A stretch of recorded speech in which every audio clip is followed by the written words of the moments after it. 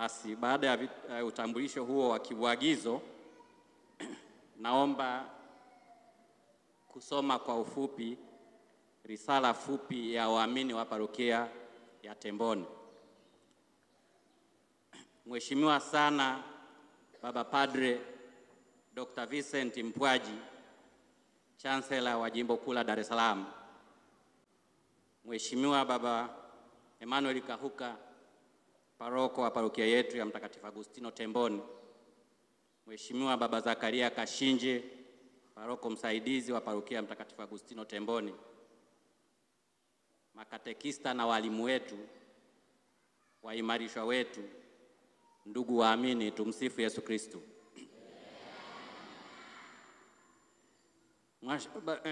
Mheshimiwa Baba Chancellor, tunaomba kuchukua fursa hii kumshukuru sana Mwenyezi Mungu kwa zawadi ya afya na uzima kwetu sote.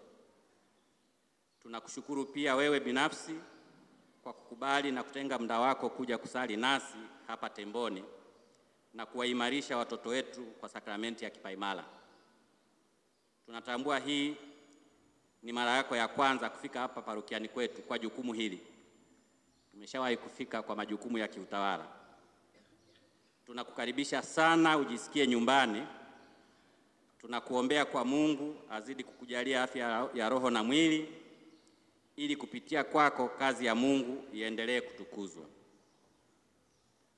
Vile vile tunakushukuru sana kwa homilia na mafundisho uliotupa leo. Tunawapongeza waimarishwa wetu kwa hatua hii muhimu katika maisha yao ya kiroho. Tunawashukuru pia waamini wetu wote wakiongozwa na kwaya zetu kwa ushiriki wao katika ibada hii. Kwa kweli tunazidi kuishi kwa matendo kauli mbiu ya parokia yetu isemayo Mtakatifu Agustino Temboni.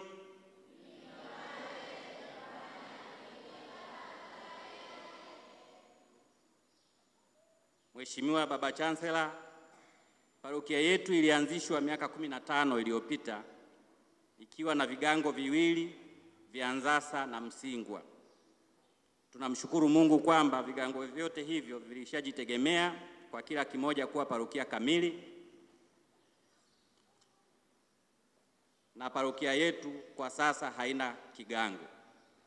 Kwa hivi sasa parokia ina jumla ya jumuiya ndogo ndogo 66, kanda 14 na vyama, mashirika na jumuiya za kitume 13, ikiwa ni pamoja na shirika la Mtakatifu Vincent wa Paulo linalohudumia wahitaji 8 wanaopewa mahitaji yao muhimu kila mwisho wa mwezi. Uongozi wa parokia unaendelea kuwahamasisha na kuwaelimisha waamini ili kila mmoja aweze kuwa na chama cha kitume cha upili baada ya UWAKA, WAWATA na VIWAWA.